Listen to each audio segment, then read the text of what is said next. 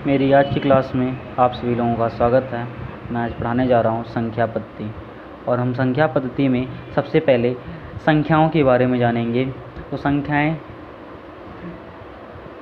जो होती हैं वो दो प्रकार की होती हैं। पहली जो आपकी होती है वो होती है वास्तविक संख्या, दूसरी जो होती है वो आपकी होती है काल्पनिक संख्या। वास्तविक संख्याएं ऐसी संख्याएं जिनको हम P/Q के फॉर्म में प्रदर्शित कर सकते हैं, जहां पर P और Q पूर्णांक होते हैं तथा जो Q होता है वो 0 के बराबर नहीं होता है। काल्पनिक संख्याएं ऐसी संख्याएं होती हैं जिसे हम P/Q के फॉर्म में प्रदर्शित नहीं कर सकते हैं, जहां पर P और Q पूर्णांक हैं। Q के बारे में बताने की ज़रूरत ही नहीं है, क्योंकि इसे हम P/Q के फॉर्म में प्रदर्शित नहीं कर सकते हैं।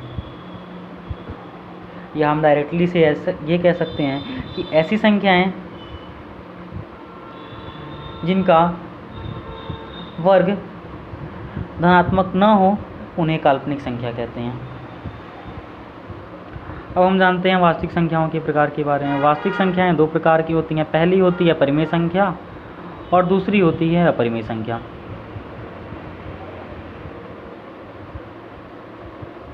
अपरिमेय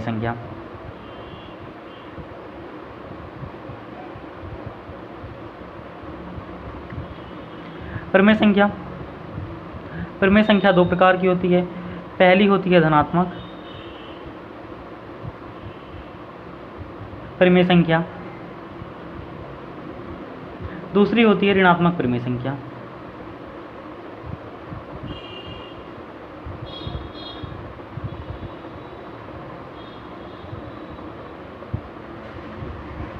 धनात्मक परिमेय संख्याएं दो प्रकार की होती हैं। एक तो होती है पूर्णांक और दूसरी होती है भिन्न। पूर्णांक, इस पूर्णांक के दो भाग होते हैं। एक तो होता है ऋणात्मक पूर्णांक और दूसरा होता है धनात्मक पूर्णांक।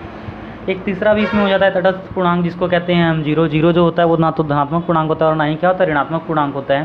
ठीक है, इसलिए जीरो को हम तटस्थ कहते हैं, क्योंकि ये धनात्मक पूर्णांक और ऋणात्मक पूर्णांक के बीच में होता है। तो यहाँ पर हम धनात्मक परिमेय संख्या के बारे में पढ़ रहे हैं। तो जो पूर्णांक होंगे वो धनात्मक पूर्णांक होंगे इसमें।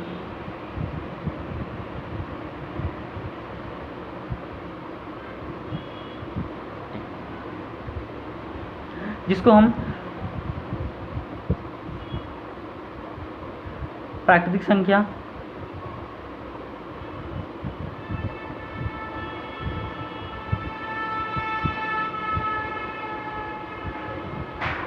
और शून्य का समूह भी कहते हैं। डायरेक्टली हम इसको कह सकते हैं पूर्ण संख्या।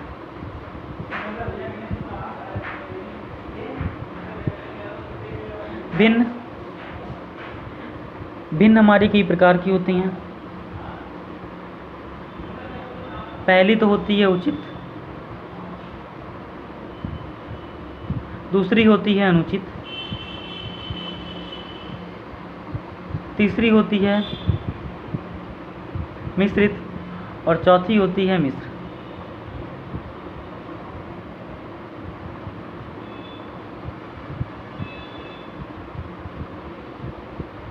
अगर इसको छोड़ दिया जाए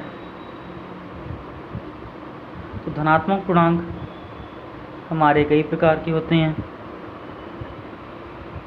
पूर्ण संख्या,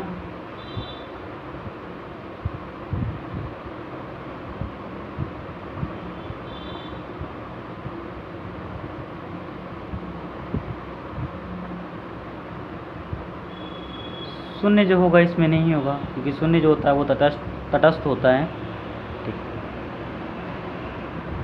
इसलिए पूर्ण संख्या भी नहीं रहेगा इसमें, क्योंकि पूर्ण संख्या जो होता है वो प्राकृतिक संख्या और शून्य का समूह होता है। ठीक है, प्राकृतिक संख्या,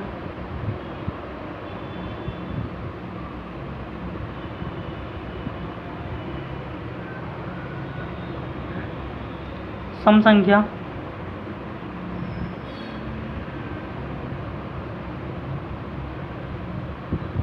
विषम संख्या,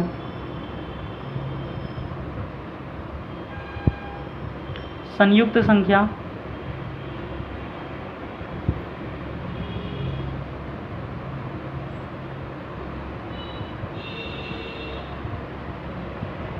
भाज्य और अभाज्य संख्या।